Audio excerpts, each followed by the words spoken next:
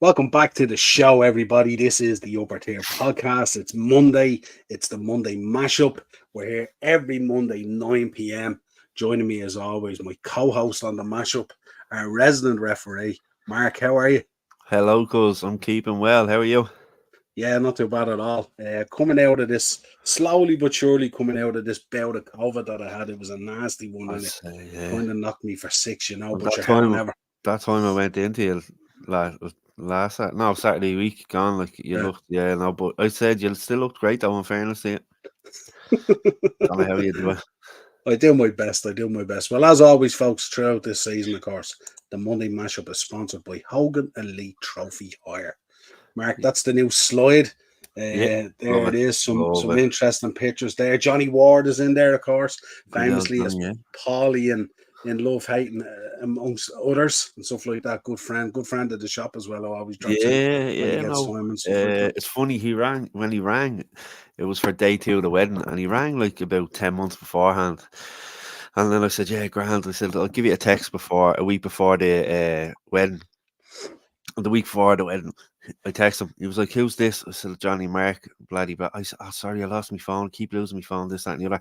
So yeah, we were at day two of the wedding with the trophies and stuff like that. And he actually, he said to me, "What? Are you living in Luke?" And he said, "Yeah, I'll drop them back." So him and his missus came back here and dropped the trophies back the next day before they went off on honeymoon and stuff. So it was grand. But he was bang on, and obviously you can see there Clayton Blackmore and we done work up in Marino in a school there. We had the trophies before Christmas. They had a Jersey day. They look after all the kids with special needs and stuff like Mhm. that. So that was really good as well, you know. But yeah, now if you are on any socials, go on and give us a follow on Insta, like on Facebook. Like I said, we're taking bookings throughout the year and stuff like that as well. So yeah, no, can kept going. Kept going, and like I said to you last week, a few events with United coming up as well and stuff like that. So, yeah, all to look forward to.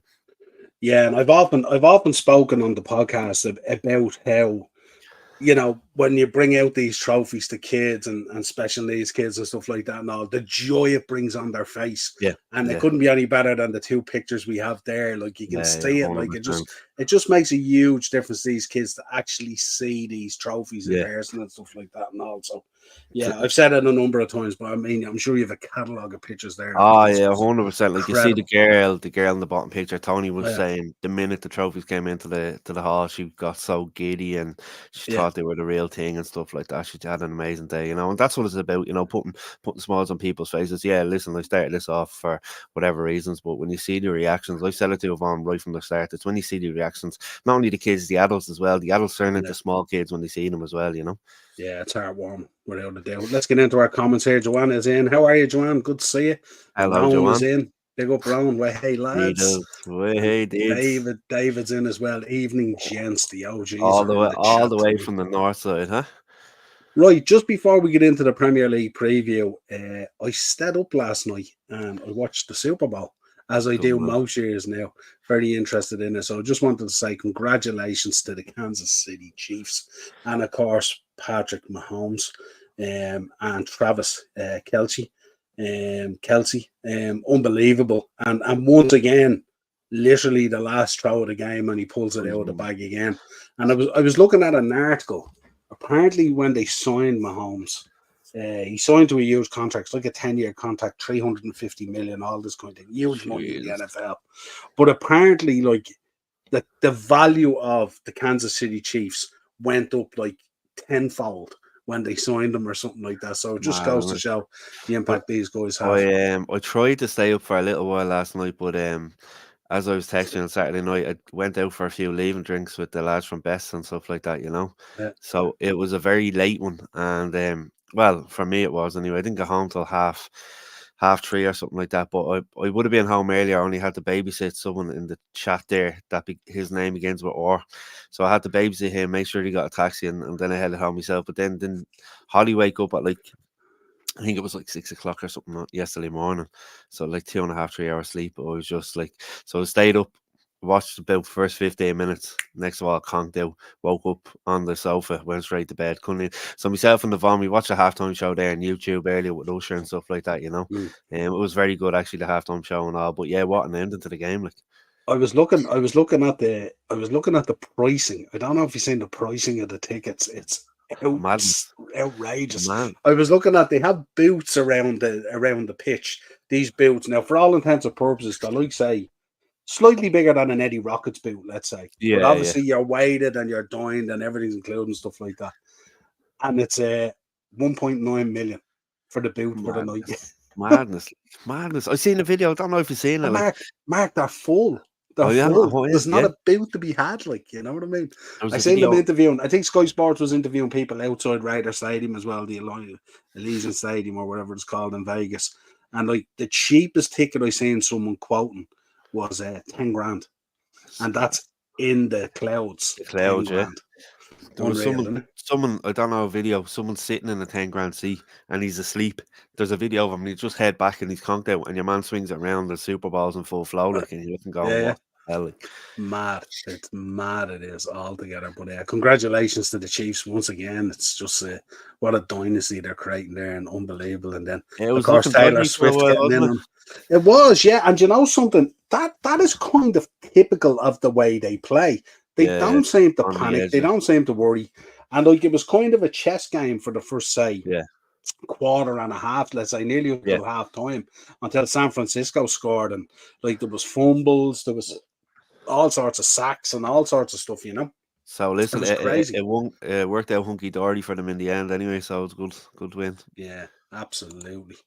So hats off to the Chiefs and Patrick Mahomes and Travis Kelsey. I'm sure he had a good time with Taylor Swift last night as well. Warren's in the chat. Big up Warren. Warren's Team Oh, yeah, Talk, Warren. folks. Make sure you go over, subscribe to Warren's Team Talk. He does a daily news desk now, which is fantastic. And he's back with a bang on the Saturday show as well. I didn't get to see the Saturday show because I was working, but I will be back getting into that chat again. And I'd say Warren and Joanne were very happy yesterday. Very happy indeed. Oh yeah, absolutely. Although they're kind of the Arteta out brigade, so it's hard to know how to gauge it. But listen, they were electric yesterday. Even if you're Arteta out, you cannot say anything complimentary about the performance and the way they killed off. Rowan, yeah. Come here. Rowan, could you just let everyone know in the chat if you got into Coppers on Saturday night?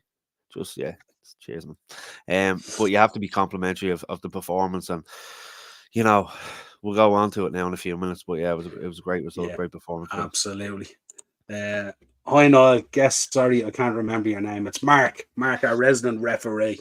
Mark, he's here every Monday. It's Mark Niall. That's what he calls me on this and to my face. I don't know what he calls me behind my back, to be honest, but sure, you know. It is what it is. AC/DC tickets on sale on Friday morning. I will be getting tickets for that. Myself and Ben are going to go see AC/DC in Crow Park. It's going to be absolutely electric, and I can't wait to go and see it. A band I've loved for years now and stuff like that, and Ben's mad about them as well. And I wasn't sure whether they were going to come or not. It hadn't been fully announced. It was on fire this morning on social media, wasn't it? The minute it was announced. Absolutely. And I say tickets are going to be goldust as well.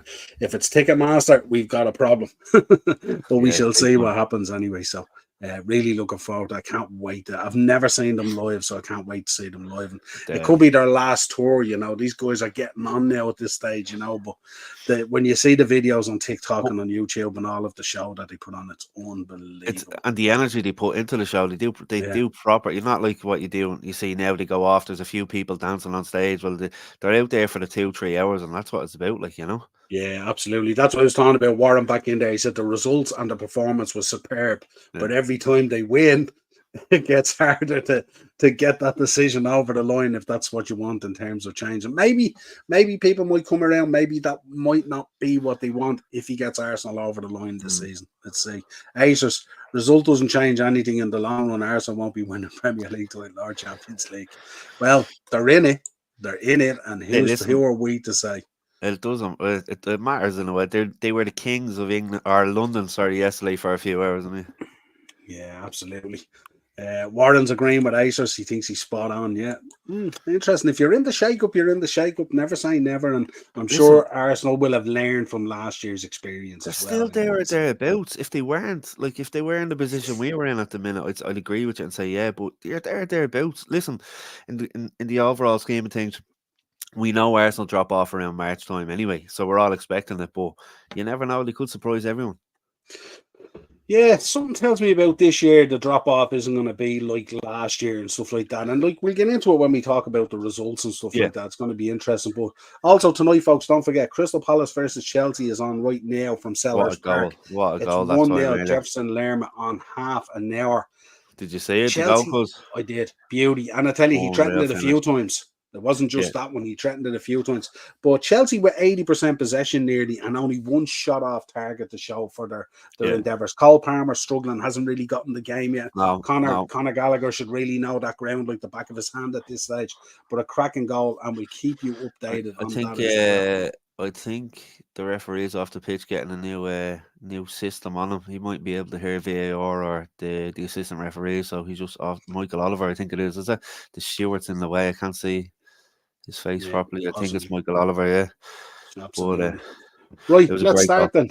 So lunchtime on Saturday, we had Man City 2, Everton 0. Man City laboured to this one, eventually got over the line. I seen at the start of the game, Mark, over nearly 400 million sitting on their bench. But It's once they madness, isn't it? deployed those boys, it was different gravy then, wasn't it? Unbelievable. Like everything can be stubborn to play against at times and make things frustrating for you, especially in the position they're in. They can't go all out attack, that sort of way where they are in the league. So they have to be quite cautious at times. But you felt it was coming.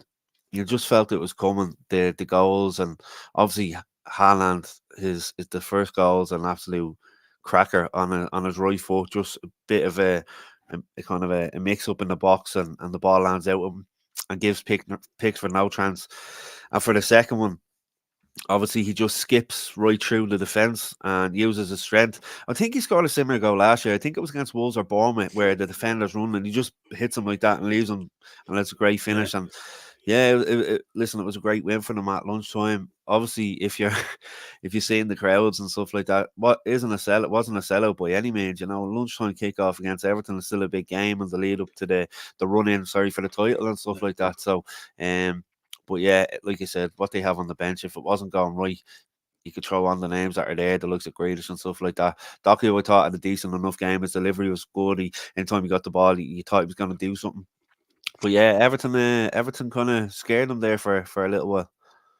Yeah, absolutely. And I think, in fairness to that young lad at the back for Everton, he's been absolutely superb since he's come in as well. So, Yeah, but it was just a physical battle. And listen, most people, like even the likes of Van Dijk at times, struggles at times that physical battle with yeah. Haaland. He's a giant, So no surprise at all. Ted is in there as well. Says the refs coming back from the Jacks. Oh, it's Pacers you is all right? saying, thank God the Champions League is back from tomorrow as well. Yeah, and the Europa League qualifiers on Yeah, Thursday.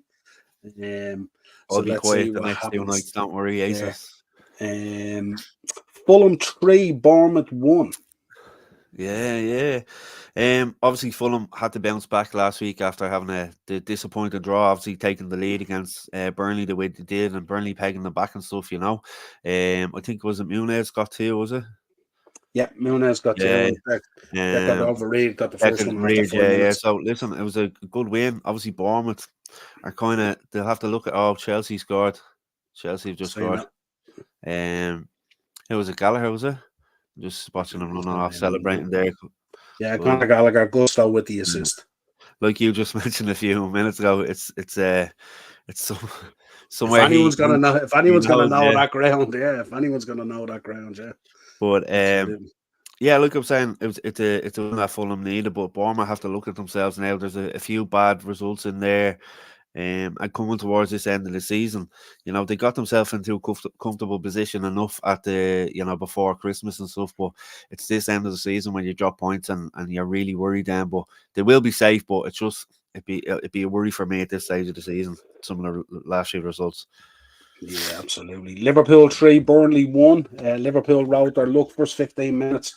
Burnley were very good and probably should have scored. Yeah, But as we've seen with Liverpool, even when they're not very good and we are heavily depleted as well, we had a flu virus in the camp last week as well that took down a number of players as well, on yeah, top of the injuries we had, and on top of obviously young Conor Bradley being off with the dad's funeral and all that kind of compassionate yeah. leave and stuff. It was madness. I was listening to the press conference the other day, the pre-match press conference, and Yeah. one of the journalists, and it boggles my mind. I was going to talk about it in the post match, but I didn't get around to it because I'm still trying to get up and running after COVID and stuff like that. And one of the journalists asked Klopp about Conor Bradley's mental state, Mm, and I thought, and Klopp showed him down straight away, and rightly so. He's talking about a guy here whose mental state. This is a guy who has come into Liverpool, has taken Trent's place while Trent is being out injured, and has absolutely balled out and absolutely destroyed 100%. Chelsea little over a week ago. And they're Yeah, worried about this guy's mental state. yeah. This guy just lost his dad. You know what I mean? It's I just, think and Klopp the was right English. shut down, but it was a stupid question, real stupid Listen, question. the English press can be like that, can't they? Absolute gobshites at times. The young lads had a week of really, really highs of the 2 assists and the goal against Chelsea there, and then obviously the lows of losing his father. Listen, no one can no listen since he's come in, he's looked like a true professional. He looked like a seasoned pro. Everyone as a Liverpool fans are thinking, what way Trent's going to push up. You have him there. We've seen him for Northern Ireland a few times. Looks very comfortable on the ball and loves getting forward and stuff like that, making it hard for fullbacks. So, but yeah, no, it was an absolutely ridiculous question to ask. And from a Liverpool point of view, it's a great win. Obviously, you had Allison and a few of the lads with the flu and stuff, and it Yeah, can be difficult when you're preparing for a game. I know it was Burnley at home or whatever, but you're still preparing for a game, and you're training with the starting 11 as a starting 11 all week, preparing for that, and then all of a sudden 24 hours before the game something like that happens. It can throw things into chaos a little bit, and you might have seen that with few of the chances Burnley created, and kind of gave you a yeah, scare. Darrell O'Shea with a great header from the corner that time, yeah. and Kelleher pulled off a few good saves as well, as Mm. did Mark Trafford, in fairness, down the other end. I know you only mentioned him last week against Fulham. It could have been a hell of a lot more if it hadn't been for him. Um, but no, listen, fair play to you. Jota obviously with a header, which is rare enough for him, and Burnley are again, they're one of the teams that can make it hard for you. Not as hard as it was when Deutsch was there, because company likes to go out and play try to play football and go on the front foot. But yeah, no, listen, home win 3-1 after what happened last week against Arsenal was much needed for you as well. So, yeah, Yeah, and the fact that City had gone top as well, it was vital yeah, that we got the yeah, win as well. But 100%. Warren's back in as well. It's happening 2 years running because they aren't interested in winning trophies. When Kroenke bought Arsenal, he said he didn't buy the club to win trophies. So why did he buy it? It's a good point. A lot of owners, especially the American owners, they wouldn't have that connection that even we have as fans when it Yeah, comes to winning stuff and all. It's slightly different. But I oh, think I think very much he wants to win stuff because what 100%. these Who what doesn't? these people are interested in, they're interested in the value of the asset that they bought, and That's that it. value goes up with success. So Like, and um, listen, Warren, there's no player in that Arsenal team that doesn't want to win a trophy. You seen what it meant to Declan Rice winning the Conference League with West Ham last season. Every player wants to have a trophy and a medal on their CV. It doesn't matter who you are. I wouldn't say there's any player there that doesn't think in their head that it's possible to win a trophy. And like I said, you have to be there as a team right up until the very last game week to be able to do it. And that's what Arsenal are doing. You can't fault them for that. Listen, Arteta's come in, he's won FA Cups and this, that, and the other. He's a winner. He was as a player and a manager because he's done it. He's won trophies, which is so. I don't. Listen. My mother-in-law, my two brother-in-law are Arsenal fans, so obviously I keep a closer eye on them. Yes, it's been frustrating, but like I said here a few weeks ago, that October that Solskjaer was getting the chop, Arteta was right there next, like with people saying that he was going to go. They gave him the opportunity to do it. He built a team, obviously got some investment and stuff like that. But I don't think there's a player out there that doesn't want to win a trophy. And Arteta as a manager as well, you can't say he doesn't want to win a trophy either. yeah, absolutely. Warren is saying the rugby was wild. I didn't see a lick of rugby all weekend, to be honest. I was working and then I was I was flat out watching. here catching up on stuff. Yeah. Um, Chelsea Rocket Mint chocolate chip ice cream. Yeah, absolutely. That kit that they have, absolutely. Probably one of the biggest shocks of the season, to be honest, or the weekend. Luton won, Sheffield United 3. No one's seen that coming. No, especially. But listen, I think when I watched it, I watched Match of the Day yesterday, and then obviously I watched the highlights again today, just to kind of think.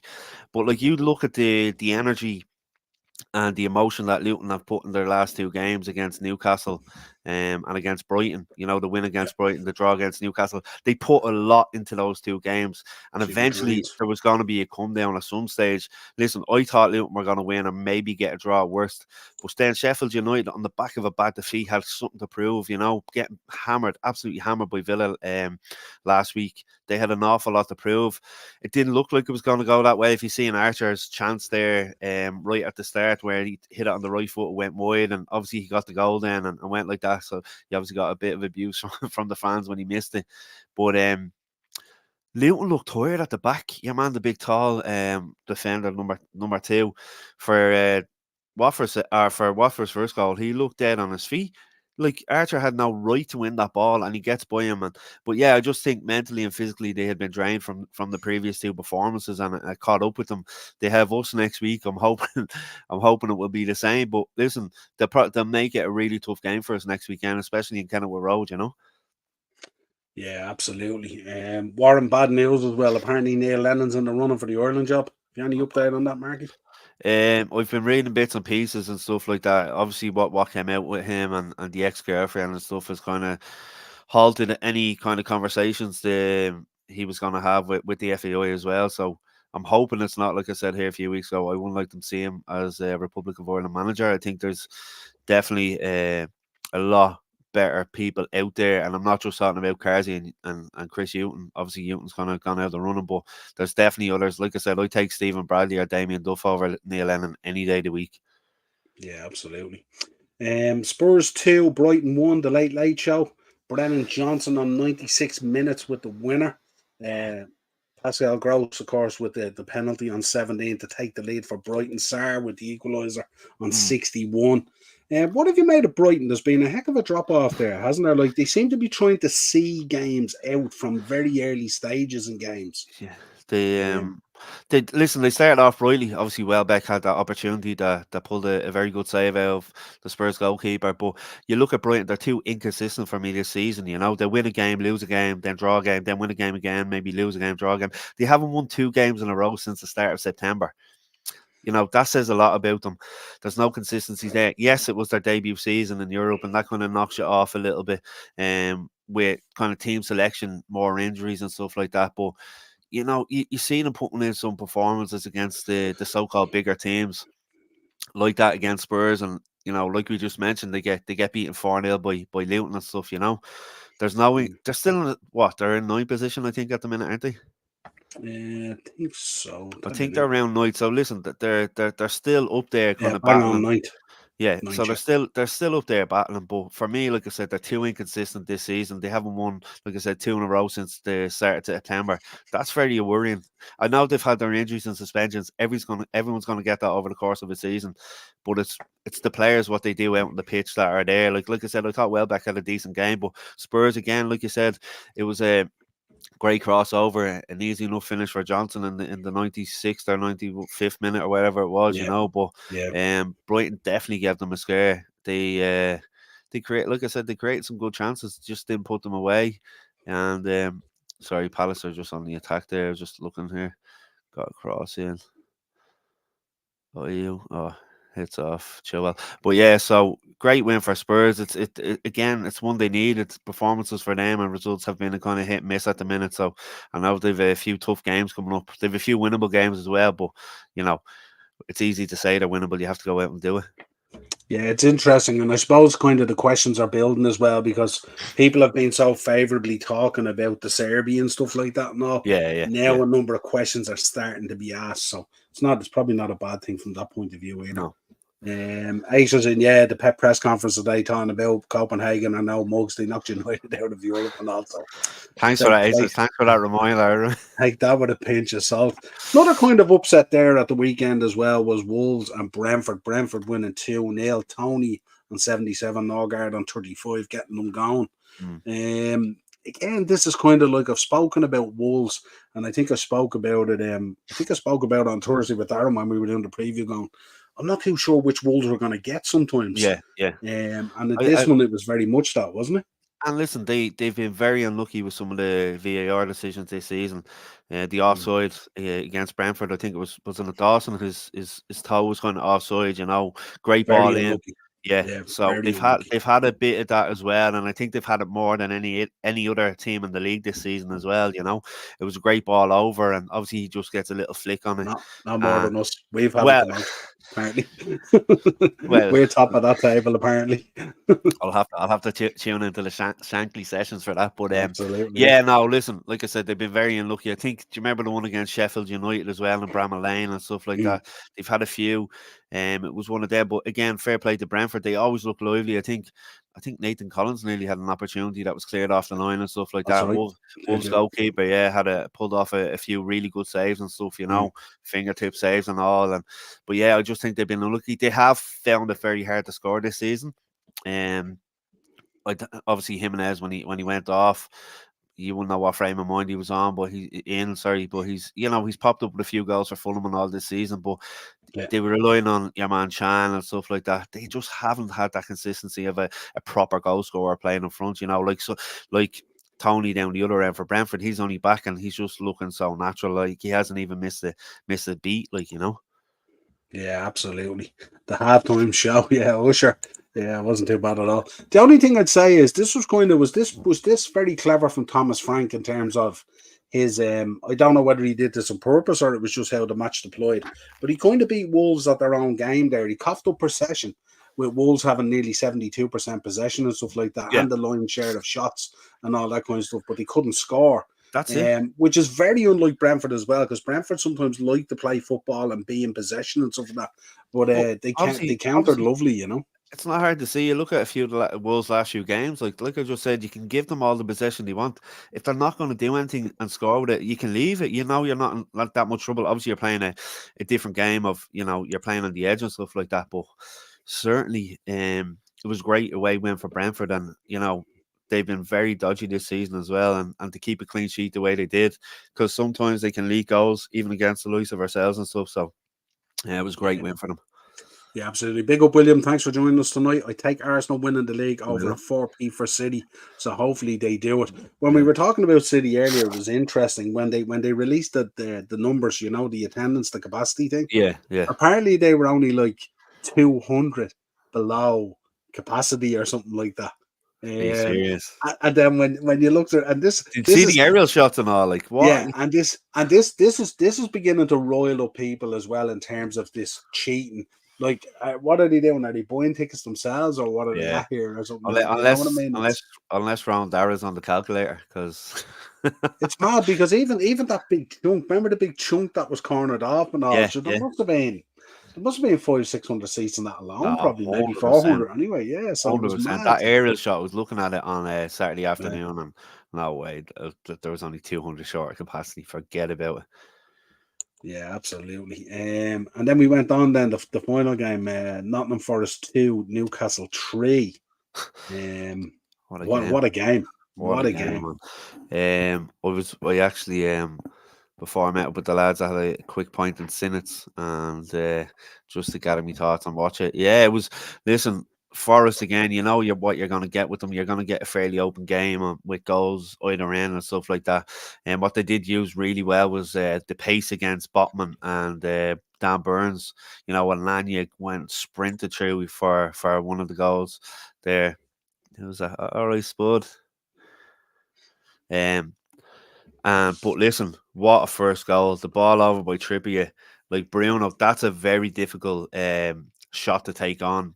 The way Yeah, he finished it, like that could 9 times out of 10 that's in Rose's edge. he Um, watched it right to the laces, oh, didn't he? He it watched it was right to the class, man. laces. It was I don't think class. he even looked at the goal. He No, picked his spot and he watched it right to the laces of his that's boot. it. Like, Like, he couldn't hit it um, any cleaner. Yeah, unbelievable finish it was, and his second goal was an unbelievable finish as well, but for mm, different reasons and yeah, and, yeah. and that. Mm. But yeah, Forest certainly gave them a scare. You're looking at it, and like I said, Elanya had a great game, I thought, and worked in between the two defenders really well and stuff. But Broke the lines a few times as well. Had a couple oh, of 100%. opportunities. Yeah, Like I said, he sprinted past Dan Burns and Botman a good few times. Listen, yeah. I do feel they struggle from set pieces, defending from set Mm. pieces, which is hard because you look at some of them, they're not small by any means. They just can't seem to defend, and they've conceded a hell of a lot of goals from that position in trying to defend corners and free kicks, particularly from out wide. So that's something they have to work on at this back end of the season, because they'll definitely lose a lot of points in that sense. It was a weird one as well, wasn't it? A high line against a spade merchant like Elanga as well. And funny enough, the first time he broke through was the easier chance than the one he Yeah, took, because all yeah, he had to yeah, do yeah. was just flick it over the keeper and it Okay, was yeah, in. yeah, The second one yeah, he actually had to kind of, he dropped the shoulder to send yeah. the keeper thinking and stuff like And in that and all. fairness, But yeah. Dubravnik pulled off a good few saves as well, so he did keep them in the game at times. He's been doing that over the last few weeks. Yeah, absolutely. Big up, Craig. Thanks for joining us tonight. Well said, Mark. Can't understand the negativity from some of our fans. The level of the team now is miles ahead of the team just 2 seasons ago. Craig, of course, is a Gooner, no doubt. Yeah, yeah, 100%. And David's in. Duffer going nowhere, Mark. Don't start. I'll tell you, if he did, I'd be in a hula hoop, cuz. I'd be in a hula hoop. And Dell boys in. Big up, Dell. Dell was very happy at the weekend, I have to How you say. He tell, was, boy? he was excited about the result and stuff like that. And hats off to Arsenal. They played great. We're going to talk about it now, so the timing is Exactly. perfect. And in 6 fairness, 0. 6-0, yeah. Del boy, I tuned into one of your streams there 2 weeks ago. Which one was it, cuz I was texting you about? Probably the watch along, was it? Yeah, the watch along. That Watch was along it. with Coyle. Yes, Watch along with yes, Coyle, yeah. yeah. I Should was do in more of work them. that day, Del boy, and I tuned in. So fair play to you. Mm. It was a good show, man. But yeah, listen, great start. Declan Rice, I thought, was phenomenal yesterday. He really, really showed up. And in fairness, even when what a finish, and when he finished it, he didn't even go off and celebrate and stuff like that. But West Ham, like I said to you last week, I went over. My mom's a West Ham fan. We went over to watch it in Dundrum and stuff like that. I was expecting West Ham to make more of a game against us, and then I thought, they'll definitely get on. No pun intended, up their game, getting their guns. And like they just didn't do it. Arsenal were absolutely all over them. They had them going like here, there, and everywhere, like that wooden roller coaster bleeding Toyota Park. They were all over the place. Yeah. But listen, The fact that it was 0-0 after 32 minutes shocked me, because Arsenal had 100%, created so many chances. And I tell you, 100%, big shout out to Martin Odegaard yesterday as well. He was sensational unbelievable. yesterday. I And just love the way he receives the ball and he turns and moves and creates that yard or two for himself yeah, and can pick a pass and stuff like that. And he's often vilified in the fan base and stuff like that. But as you know, on this podcast, if you follow it, and on this channel, myself and Darren and yourself have been big fans of Martin Odegaard, yeah, even at times when 100%. people have looked at him going, wow, the But guard and stuff like that. But yeah. sensational yesterday. And I think from an Arsenal point of view as well, because I think it was a good move for Arteta. I think it was a 67th minute, and he started taking off Saka and a few other players and bringing them, the younger lads on, and giving them a rest up into they've a good few games coming up as well that you look at will be very important to keep pressure on yourselves and City. So it was good that they were like 5-0 up after whatever. Then they got the sixth and able to ring in the changes. Yeah, not only that, I mean, look, that 6 flattered West Ham as well. That could have been 10 or 11. Let's be honest. They could have been 3 or Absolutely. 4-0 up after 30 minutes near Yeah, home when they started. yeah, West Ham have just, I don't know what it is with West Ham. I don't know whether it's a confidence thing. Yous took them apart as well. which I Very, very wasn't easily expecting. as I well. wasn't expecting that You at were all. expecting a better fight there. I think with both those games, I think if you look at Arsenal and you look at Man United, I think Moisey would have been targeting 2 points out of that, potentially 2 draws, but didn't happen. And then we move into the Super Sunday, which was Aston Villa Man United, 2-1 to United. McTominay coming off the bench again. Solskjaer-esque, this super sub that's happening now, pushed up front. I heard people on watch-alongs yesterday going, why isn't he going into the midfield to kill it off? Why is he going up front? That's why he goes up front. Yeah, Because when it comes to clutch, there's no one more clutch at Man United than Scott McTominay when a chance laid on presents itself.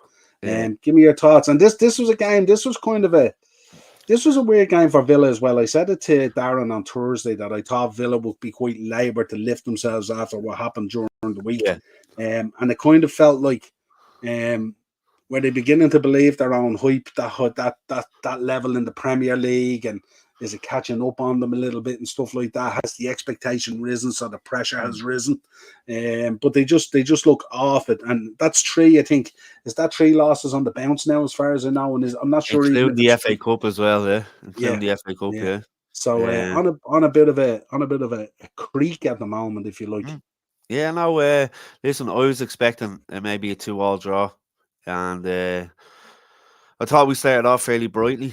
It was kind of end to end then for about 10, 15 minutes for half time, and obviously James, one of the lads, came over here to watch it. And even in the second half, from around the 53rd minute, I said to him, I said, Villa are coming into this. You've seen a few of the passes they were making in the first half. They were splitting our defence right open. I think Ollie Watkins had a good chance, and John McGinn as well, and stuff like that, you know. So you could see there was a little bit of danger there. Um, but fair play to us. I thought we played very well, moved the ball around very well as well. I thought Harry Maguire had an excellent game. Like I said, I've been one of his biggest critics on this podcast for I don't know how long now, probably the last 2 years or something. But fair dues to the lads. He's after turning things around. He could have moved to West Ham in the summer, and then in January again there was talk of it, but he stayed and he's kept his place, and even losing the armband hasn't really derailed him. I think when the armband went on to him, I think it was that extra bit of pressure that he didn't need.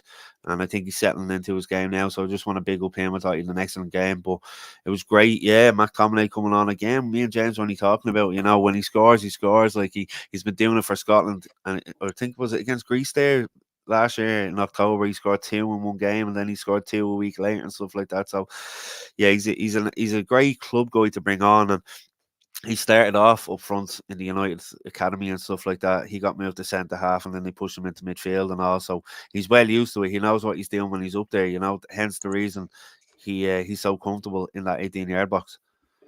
Yeah, absolutely. And I just thought yesterday, there's a lot of pressure on United yesterday, because if Villa had got the win yesterday, that really would have taken United really out of those European spots, so to speak. The gap would have been absolutely huge.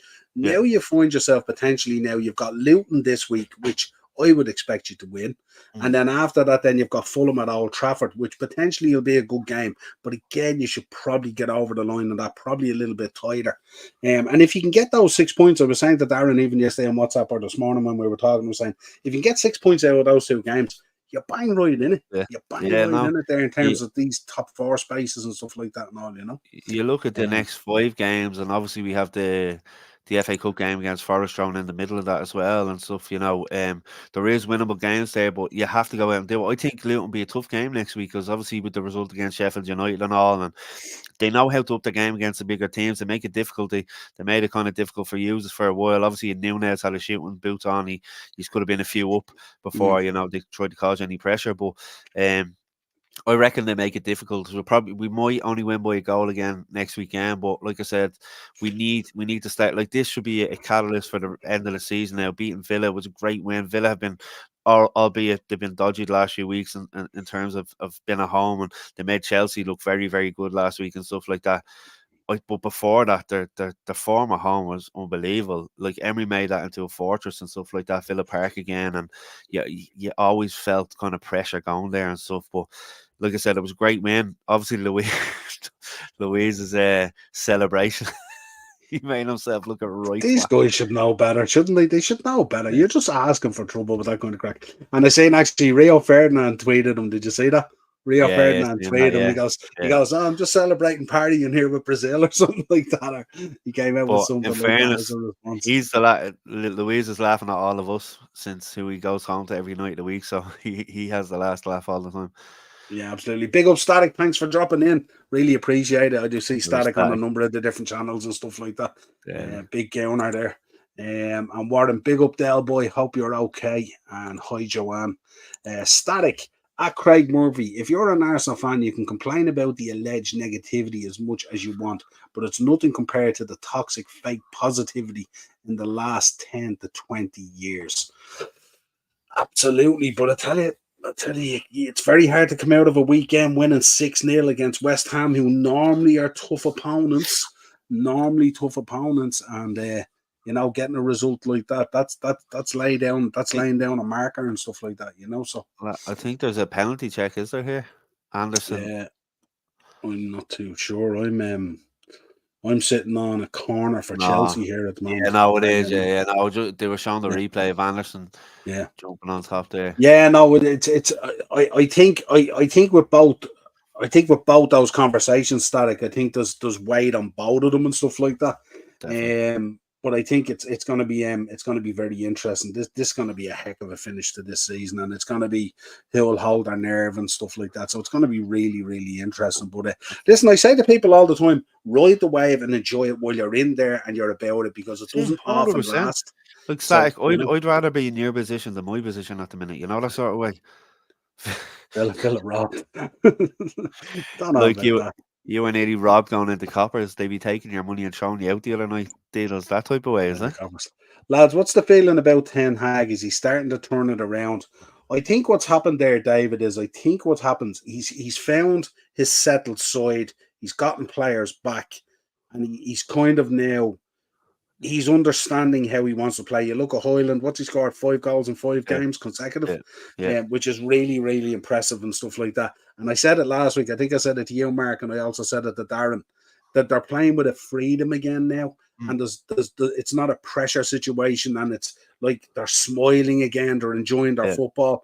It's probably not as toxic going into training. So if you go in and you enjoy your training rather than labouring through it, you're yeah. gonna get better results and stuff like that. And all. So I think 100%. that's it. And not only that, you said about the settled 11. Obviously, we've had injuries, but he knows who to use off the bench and at what time now. He has an understanding of that. We've seen with McTominay and stuff like that. And thankfully, he's not using Anthony from the bench. But yeah, no, I do. I think obviously the win it helps when you're winning games, the confidence throughout the squad. But that's what needed. Like Rashford was playing with no confidence. Remember, he scored that penalty against Everton. He didn't even smile or celebrate. He Mm, had no confidence mm. at all. And I talked to you off air about stuff that was happening with him off the pitch and stuff. But like we've had no confidence. The few wins, yeah, Hoylands had scored in the Champions League, but was forever till he got the goal in the Premier League, and that's all it needed. I was saying to the lads, one goal is all he needs, and then it will come, and it has. It just shows you. And you think about some of the results you've been getting and stuff like that. It really is kind of a United DNA there. When Yeah, you think about bringing a guy off the bench to grab a winner for you, in a yeah, tough game and stuff where it's not expected. That's all about United's DNA and stuff like that. hundred So yeah, percent. it's gonna be interesting to see how it goes. And the one thing I often laugh at and I find funny is the three guys that you wanted binned out the door in the summer, not necessarily you, but I mean generally United fans, are the three guys who are performing: Maguire, McTominay, and Dallow. Yeah, These are the guys they wanted out the door. And I yet they're know. performing, they're the guys that are carrying it through at times and stuff like that, with a sprinkling of the youth as well. Kobe Mainoo has been Oh, sensational since he came in and stuff like that. So, but you don't necessarily want to be carrying that level of pressure on a kid that young and stuff like yeah. that. But he seems to be embracing it. He's doing I great. I was saying it to James yesterday. At times he reminds me of Brian Robson a bit. He's a box to box player, likes to get Mm. involved and stuff like that. Bags of energy. Sorry, just Chelsea goalkeeper pulled off a good save there a minute ago. Yeah, we'll just Well, let you know 76 minutes gone and it's 1-1. Jefferson Lerma with the goal on 30 and Conor Gallagher on that was funny. 47 with the equaliser. It looked Um, better in real time to save than it did. Yeah, it was a fairly standard save. Absolutely. Shocking that supporters leaving in droves at London Stadium was scandalous. I don't know about that. If you're 4 or 5 nil down, man, what are you supposed to do? Sit there and get absolutely railed? It's difficult now for me. If it was me, it's different, I suppose. If we're traveling over and we're paying big bucks to go to Yeah, a match, I'll sit there even if it's 8 or 9 nil. But that's different than if you're like a season ticket holder who's there week in, week out, and stuff like that. And I've been uh, I've been right on the edge of those Arsenal fans, and when they go in on you, they go in on you and stuff like that. I It's tell you, rough. It you'd be is rough. you get a pain in your hula hoop, wouldn't you? Like it's been like a 5-0 down or whatever, 4-0 down at half time. Like you just get a pain. Absolutely. But like you said, it's obviously local lads. If you travelled over from abroad, I wouldn't say you would have left at half time. I'd say it's all the Yeah. diehard London fans. Yeah, Static's in. The aim of elite sport is to win trophies. Absolute fact, Static. I totally agree Aye. with you. I had a conversation the other day. I was going in on lads on Twitter the other day. Lads talking about what was it? Giving Thiago another year. Are we for real? Or are we serious? And then this talk of would you bring Steven Gerrard in before Alonso or before another manager? And I was there going, lads, we need to get serious about this. This sentiment and romance is ridiculous. So fully agree with you, Static. It's always about trophies at the end of the day. But listen, Uh, you have a big If you, chance this year. Let's say, and listen, even in the Champions League, you never know what's going to happen. You could get a favourable draw all the way to a semis and stuff like that, and then you're 2 games away from greatness. Who knows what could happen? well, It's listen, mad. he's won an FA Cup, Community Shield, and 7 Premier League Manager of the Month awards. So he is a winner. Yeah. They will. The argument though is that the FA Cup was won with someone else's team, but that's I neither here know, nor yeah. there. I You still know, have yeah. to go out and win it. Have to talk to you about this. Want to get your thoughts on this? Blue cards, sim bins, all this kind of stuff. And then the argument came up today. What happens if you give a blue card to a goalkeeper? So there's so many things haven't been thought out of this, and I think they've been backtracking on it a bit. My argument the other day when it came out first, we spoke about it on Thursday with Darren. My argument was if they can't even get the yellows and the reds right at this stage, Yeah. why are we adding another card and another level of ambiguity? It's just strange to me. Give me your thoughts. You're a ref, so give me your thoughts. Personally, I just think it's absolute bull. Um, it's I don't know what they'd be thinking sitting in their offices coming up with these ideas. You know, I think sometimes they get all these ideas. It's like a thing of Pringles. Once they pop, they can't stop. It elevates and elevates and elevates. Like for me, like you said, the different scenarios that you think of. You know, what if a goalkeeper gets it and this, that, and the other. I've always said keep the laws as simple as possible. Like they've tried to kind of make like you. I spoke to you when I done the referees course. I learned so many laws I didn't even know about when I was playing football and stuff like that. Since then, there's been so many laws introduced, over the last few years.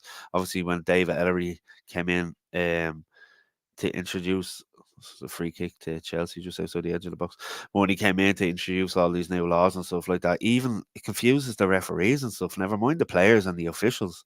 You know, I think it's a ridiculous idea. If I'm being honest, like I said, stick to the old yellow and red cards, and like you said, even we don't get them right. It is difficult. Like amount of times the lad would come up and this, that, and the other, and it's in your opinion. You're on the pitch, like the amount of times I've arguments with managers about red cards and particularly cautions, yellow cards as well. I was 3 foot away from it. You're standing on the sideline about 30, 40 yards away. Give me a bleeding break. I know what I'm doing. And then I do always say to him, here, you take the whistle. All these lads have never refereed a game of football in their lives, and if they did, they'd get an absolute shock. They would.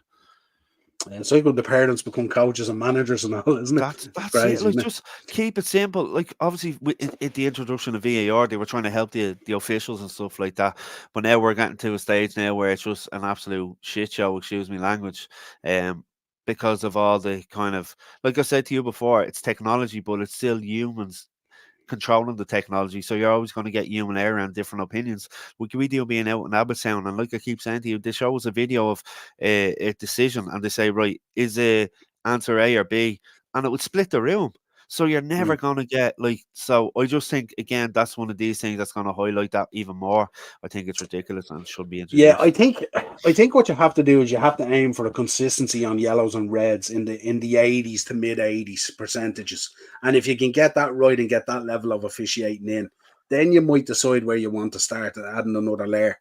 But like asking the current crop of officials out there at the moment to be deciding even between a blue and a yellow, they can't even get a yellow and a red right and get that Yeah. consistency and all right.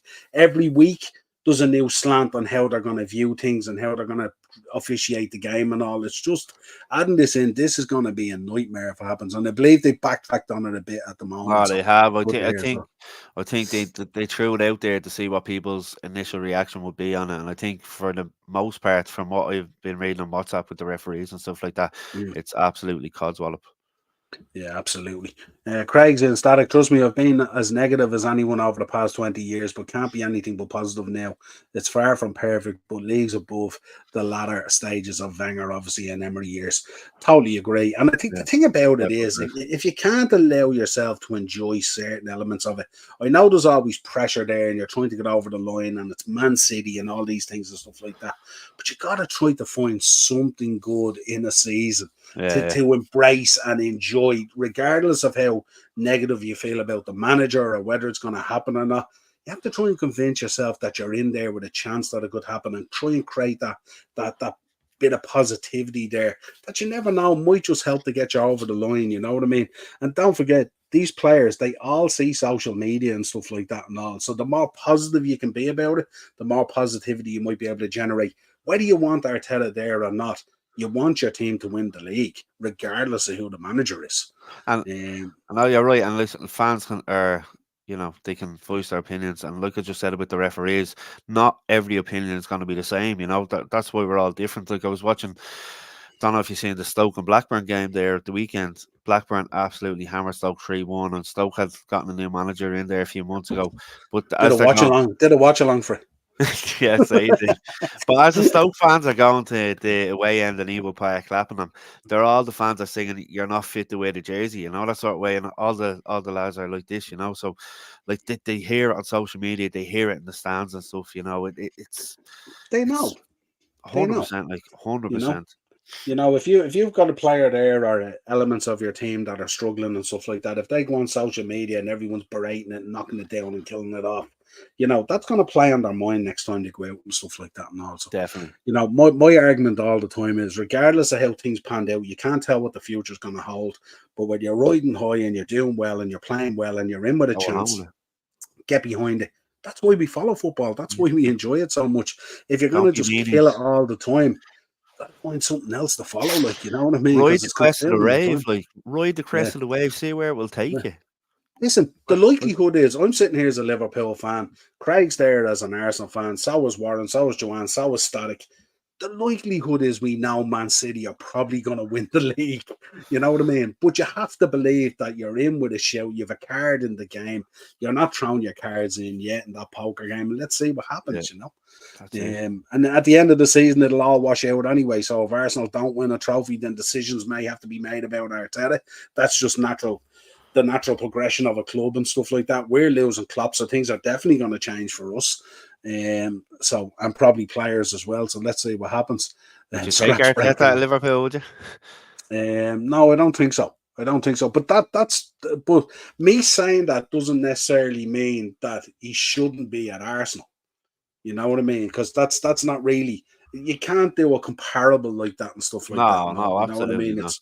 It's we've been, trophy wise, we've been in and around it the last few seasons and stuff like that and all, and we've won silverware and stuff like that. So Arsenal now are trying to put another Premier League in there and potentially a Champions League and stuff like that. So it's different and stuff like that. And it's a different style of managing as well. And I know people often say that if you and I'm not necessarily bigging up Arteta here, not at all. You know what I mean? As I said, if it washes out at the end of the season and there's no trophies there, then decisions probably have to be made, and that's a case. 5-5 and 2 assists. Yeah, absolutely, Ted. That's a And don't, Highland, I presume he's yeah, talking about. and don't forget as well, because like a club mightn't suit a manager. Arteta could go to a likes of a Liverpool and be like, right, I don't like the way this has been run and stuff. I'd prefer to go elsewhere and stuff. So it has to be on both ends that it works out. Yeah, I mean, there's even talk there. I mean, all the talk, and we're going to talk about it now in a minute. Xavi Alonso coming in for us and stuff like that. And we know he plays with a totally different style of play, tends to play with a back three and stuff like that, and Yeah, all that yeah, potentially. So that's going to be a huge mind shift for us. Instead of going with the typical back 4-3-3 that we do, we're going to yeah. go with maybe a 3-5 or 3-4-3 or whatever it is. That'll take a change and stuff like that, and will take time to bed in, and potentially with other players there and stuff like that. So it's never say never and stuff like that, but it's, as I said, you got to enjoy it. You got to find a way to find enjoyment in it and not just be Yeah. chewing the nails off your fingers every Saturday and Sunday, waiting We've for been there. the wave to crash at the shore. We've been there. Look, I was there for 30 years. I wrote the book at this stage, Yeah. even though he's out injured again, the turnaround seems to have come after Martinez came back. Yeah, absolutely. And listen, wasn't too bad the other day either. Daz is in. That young lad won Players' Championship today at Niall and Mark. Interesting. Yeah, Mbappe last week set his stall out on what he wants off Real Madrid. I was discussing it with Darren on Thursday night. Absolutely disgusting. But now Paris Saint-Germain apparently have offered a huge contract to him to stay, 136 million, trying to persuade him to stay and not move to Real Madrid. What's your thoughts on this whole Mbappe situation? Is he going Real Madrid in the summer? It's a circus. That's what it is. Like obviously there was talk of Madrid coming in and stuff like that. There's very few teams in the world that can afford him.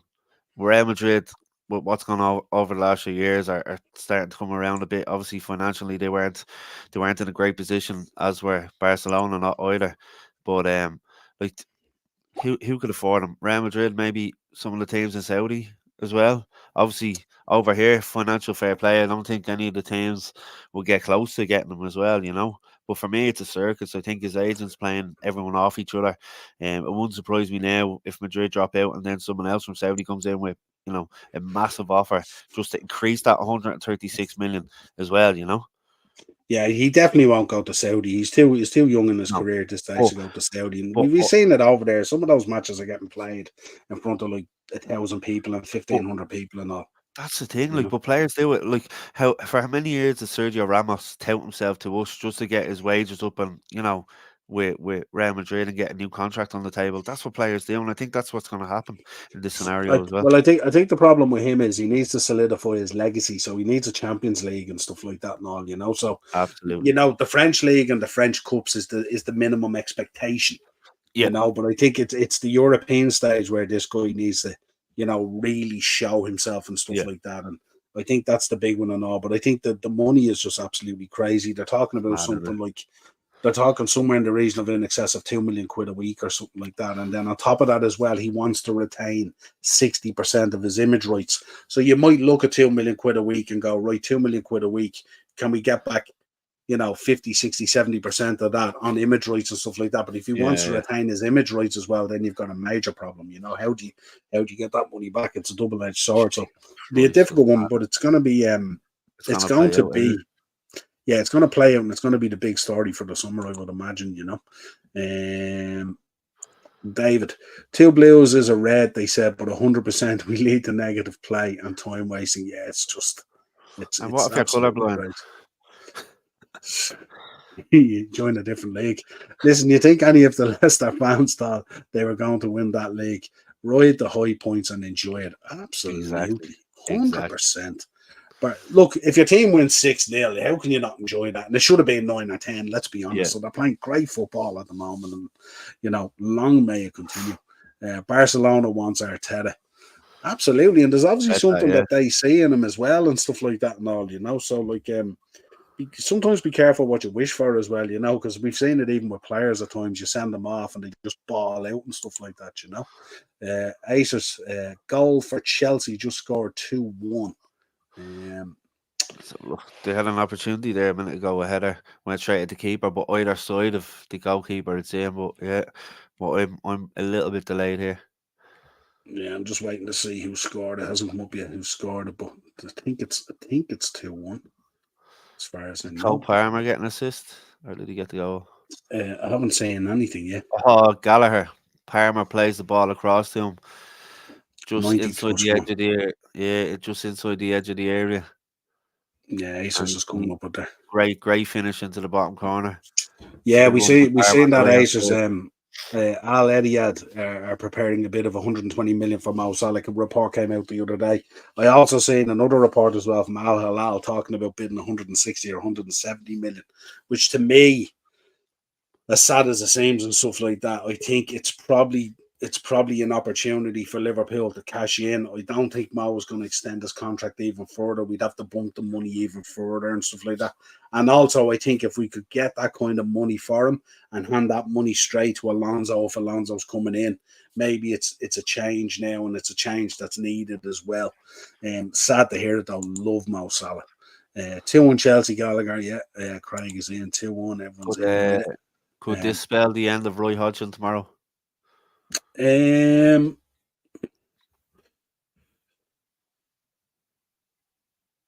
I think Or obviously do you think something has to give. We've been talking about it now for yeah, weeks at this stage.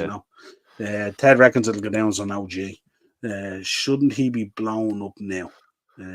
Shouldn't he be blown up now?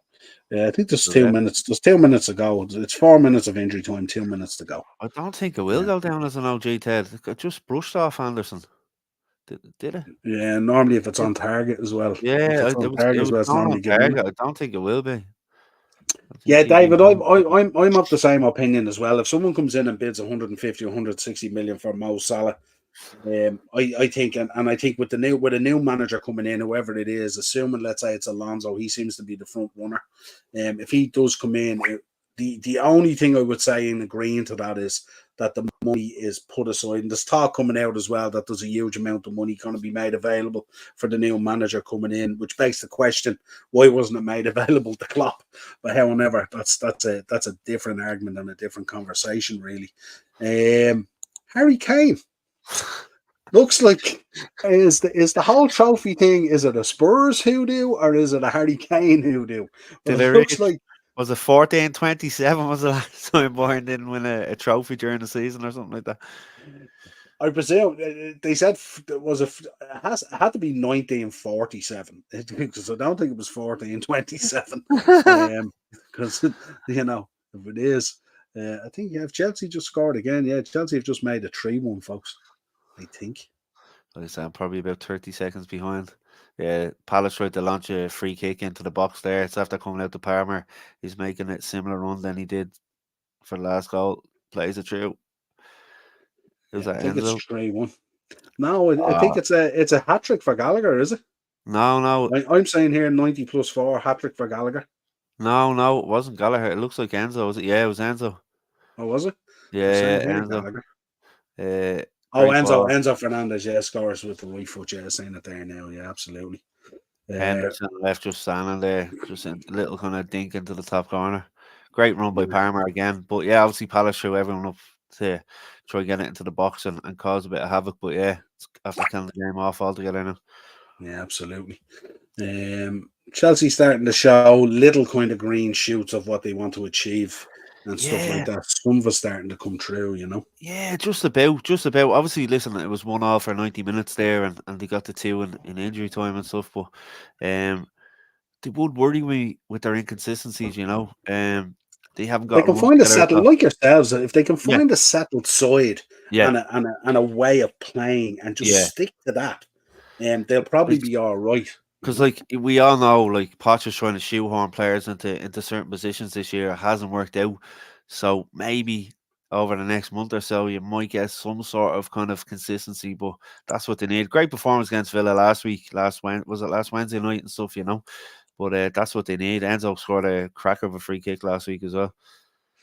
Yeah, 2 assists for cold Palmer, stone cold Palmer. There Stone you Cold go. Palmer. Chelsea get back to basics for Carabao Cup final. Yeah, absolutely. And listen, that's hopefully we'll have a bunch of players back for that as well. I think there's 4 or 5 returning this week with a bit of luck, so we'll know later in the week. What have you made of this though, Harry Kane? He's been absolutely electric, really, for Bayern Munich. But the Leverkusen game the other day, I think Leverkusen ended up winning 2-0, was it? I think I as think it far was as I 3 know. 0 was it? Was it 3-0 in the I end, think was it? so. I think it ended Um, 3-0. Yeah, and this is this man's record, which is unbelievable this season. madness. 26 wins and 4 draws. Uh, Sensational. Listen, absolute class as a player. Obviously, we know his quality for Liverpool and Real Madrid, but as a manager, he's starting to really make a name for himself. Are they still unbeaten this season? Are they? Yeah, absolutely. That's the In last the couple of games. in all competitions, I think though as well, isn't it? Like, I are they think so. knocked out? Yeah, Are they knocked out of the yeah, German but Cup? that's this season. That's in all Yeah. competitions this Oh, it's season, all, 30 yeah. games. Yeah. I'd say it's at the So end of the screen there. Sorry, I'm gonna half watch on the last yeah, minute. but But that's incredible. listen, Kane's gone there, and obviously to Bayern Munich. Sorry, just go back to your last live. Kane's gone there, giving everything, scoring goals, assists, and stuff like that. Just seems to be a hoodoo following around. Um, Yeah. but I think if Xavi, I'd pay whatever money to get him to Liverpool if I was you. Like you said, he plays kind of the three at the back and stuff. Will Van Dijk be there? There's obviously talk of him going and stuff, or maybe Xavi would probably have a list of players. Realistically, he'd know now if he's going to Liverpool now or not. He'll have a list of players who he wants in, who he won't use, and stuff like that, and what way he wants to play, what style of football. So he'll know what the story is, and obviously, if you're a Liverpool fan, you'd be excited by it. Obviously, you're going into territory like ourselves before that. It's the unknown. You've had Klopp for 7, 8 years or whatever it is now, and stuff like that. We had it slightly a little bit longer, but it is the unknown. You never know what's going to happen. But I think getting him in, and obviously he knows the club inside out, knows the city, the values of the place. So I think it'd be excellent to get him in and pay whatever money you can for him. Yeah, I think the only question for me is the step up in expectation. Yeah. That's the only thing, because you're going, obviously Leverkusen are unbelievable this season. He's doing an unbelievable job. And looks, if they went on and won the Bundesliga, would anyone disagree with it anyway and stuff like that? But I think managing Leverkusen, where the expectation has only come up, in recent times and stuff like that, with Yeah. him there and stuff like that, compared to the expectation that's at Oh, Liverpool yeah. every season, and that pressure's there. And likelihood is we'll definitely be back in the Champions League next season as well. So there'll be a lot more pressure there and stuff like that. I would hope if he comes in, that he takes a broader view of how he looks at things and doesn't just go raid the Bundesliga or bring a number of players from Leverkusen, kind of like what Ten Hag did. Yeah. I think Yeah. I'd rather he took a broader view and stuff, and hopefully he will. I hope that the reports that are coming out at the moment are true, that there will be a decent war chest there from in terms of money. Hard to believe it with our owners because they've spoofed of so many seasons. Yeah. But hopefully that money is there, and providing that money might be the key to get him over the line and stuff like that. I don't think he's going to be hugely expensive to get He out of won't. Leverkusen He either, won't. because But there is an agreement there, isn't there? There's yeah, a no, gentleman's there is. agreement that if someone comes in, they would let him go and But stuff like that. And all you stuff. know what? I'm not. This is no slag, but you are kind of, with spending money at times, you do spend it wisely, but not. Sometimes it's not as much as people might think outside of the box, But I definitely will get him in. You look at the players or the managers he's played under as well, and what he's learned from each manager, from obviously his Liverpool, from his days in Liverpool back to Madrid and stuff like that. He'd be excellent to get in. Like I said, It's a huge opportunity as well, because he's going into a club. We have a stadium that's expanding. We have a brand new state-of-the-art training facility. Yeah. He's going to be bringing in a whole new coaching staff. But There's talk that we're going to be changing the director of football stuff and all that kind Yeah. of stuff. So this is a real reset for Liverpool now with Jurgen Gone and stuff like that. And where the news of Jurgen Gone is sad, and of course, and we'll miss him and everything he's done and what he's brought and how he's brought us back there and the culture and how he gets everything and stuff like that. I'm kind of excited if Alonso comes in to see where this takes us. Does this move us in a different direction? Will we have a dip for a season or two, similar to United, and then you kind of rise up a little bit again, and let's see what happens. And it'd be interesting to see who he brings in and the style of play that he wants, and how that style of play sits with the current crop that are in there. I don't know the likes of Virgil, Kanate, Kwanzaa, all these guys, how they're going to feel about playing a back three. Trent would be extremely excited about it, I would imagine, because he doesn't really want to play right back and stuff like that. But he's been kind of back three all his life. Yeah, but as the weeks absolutely as the weeks go on, I'm kind of I've gotten over the news of Jurgen Gone somewhat. I know it'll be sad last day of the season, all that kind of stuff, and the send-off's going to be tough and stuff like that. But I'm kind of excited to see where we go with this. Who do we bring in? Is it Alonso? Is it the guy off Sporting who people are interested in? Is it the manager off Girona who's done unbelievable this season?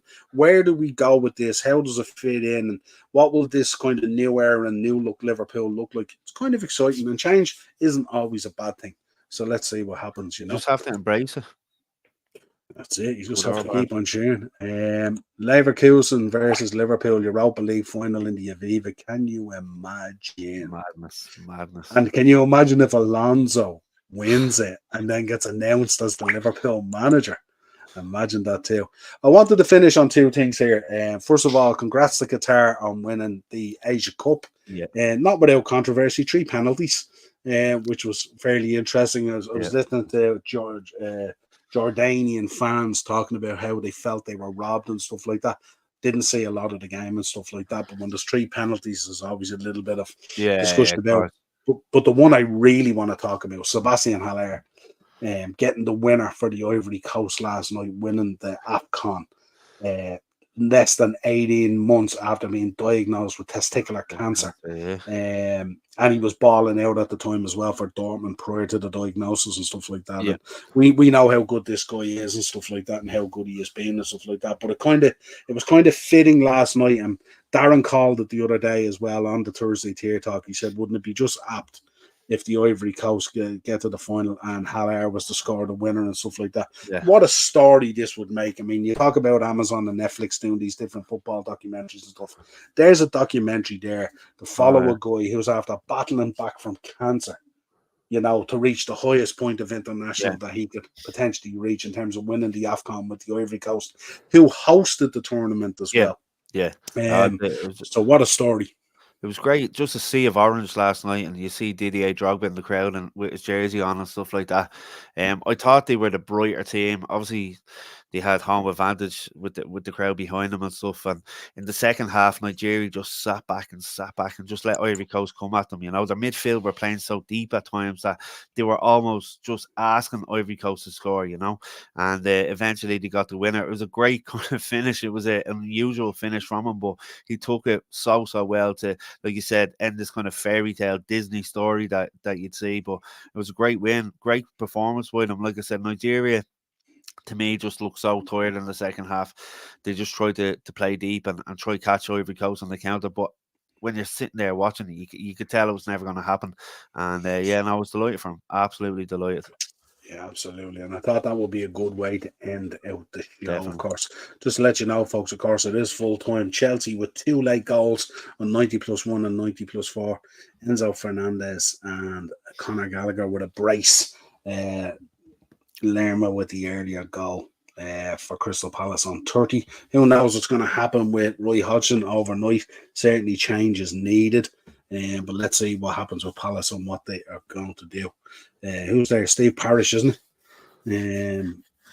Isn't it Steve Parish? Yeah, Steve Parish is there. Steve Parish is there. So it'll be interesting to see what it's a hard one as well, because Roy's been so dedicated to Crystal Palace over the years and stuff like that. But absolutely, if change is needed, change has to happen. Talk Sports should be interesting tomorrow with a former Crystal Palace owner in there. What's the story with elephants? I don't know. Aces is upset with elephants at the moment for one reason or another. I don't know. Yeah. Maybe it was something to do. Maybe the Ivory Coast parade today, the winning parade. Maybe there was a bunch of elephants or something like that. I don't know. Maybe I missed something. I don't know. But elephants. Go on, what were you going to say there? It'd be interesting to see what a former Palace owner says on Talk Sport tomorrow anyway. So I'll be tuning in for that, himself and Jim. Absolutely, and I don't know if you've seen. Did you see Gabby Agbonlahore's reaction as well to United's late winner as well? So there'll be plenty of interesting talk. I can't stand that lad. I can't stand that lad. He's I think he's the heel in there. I don't think most people have much time for him, to be honest. He can't stand Klopp and stuff like that. And Liverpool annoys him. Everything annoys him and stuff like that and all. But that's why he's on the telly, isn't it? Like, he's giving a reaction there, and it's going against the grain. That's why he's on YouTube. That's why he's on YouTube and not on the telly, maybe. Oh yes. Well, listen, another cracking show as always. Don't forget, folks, Wednesday I will be back with Pro Wrestling Weekly. We're going to be talking more about these Vince McMahon allegations and all that kind of stuff. We're going to be focusing on Ashley Mazzaro and the stuff that's come out of that affidavit and stuff like that. We'll be on the road to the Elimination Chamber as well. We'll be talking about that and all the latest pro wrestling news, plus a delve back in history as we always do, notable birthdays. And then Thursday I'll be back on Thursday Tier Talk with Dazzler himself. We'll be previewing all the action, taking a look at what's happening in Europe as well throughout the week. Beat the bookie, all that kind of stuff. And again, all the latest news with myself and Darren on Thursday. So stay tuned to that. Make sure you're subscribing to the channel. Hit the bell notification button. Drop a like in this video, which is so important. Make sure you're liking the content as well. And also make sure you're following anyone in the chat with channels. Warren's in there, Del Boy's in there, Static, all those people, Joanne and all. Make sure you're sharing the love with those people as well on the subs and on the likes and shares. And lads, if any of you are around the shops tomorrow, could you please find a stuffed elephant for Acers? Much appreciated. Yeah, Acers is definitely looking for a stuffed elephant. There's no doubt about it. Ted's in. Talk Sport is shite, lads. Upper tier is where it's at. We're not going to disagree with that. Gabby doesn't rate defenders. He can't score against. So every defender that's ever played in the Premier League. So, God, you swear this guy just took the Premier League by storm or something like that. It's mad. Graham Soon is saying that Arteta is completely out of his depth at Arsenal. I don't know. He wasn't out of his depth yesterday when he slaughtered West Ham 6-0, and it could have been 8 or 9. So some could say Souness was out of his depth at Newcastle and stuff like that. So when the roles are reversed, listen, you're always out of your depth till you win something. Yeah. Aren't you? So let's see what happens. So until next time, folks, an absolute pleasure as always. And we'll talk to you again real soon. Cheers, cuz. Cheers, cuz.